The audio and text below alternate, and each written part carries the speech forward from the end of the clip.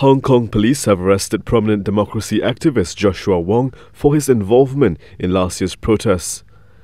He said authorities claimed that he was arrested for participating in an unauthorized assembly in October 2019 and for violating the city's anti-mask law. The law, which is no longer in place, prevented people from wearing masks in public in order to help police identify protesters.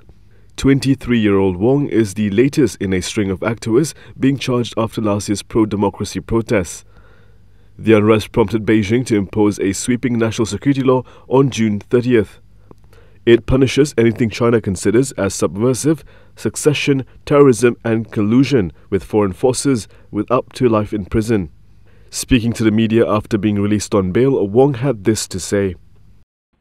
So I urge the international community, instead of only focusing on prominent activists just like me, I wish more people can pay attention to how 12 detainees are still being detained in Shenzhen and with the secret detention, which is totally violate on human rights. And it's time to urge the government stop the political prosecution. Chilling effect is not the way out, and it will not cause us to surrender.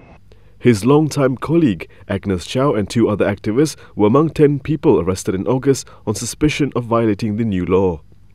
Media tycoon Jimmy Lai was also detained weeks earlier on suspicion of colluding with foreign forces.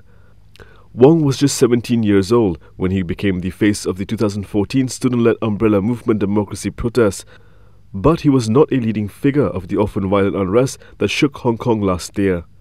Wong has been a frequent visitor to Washington.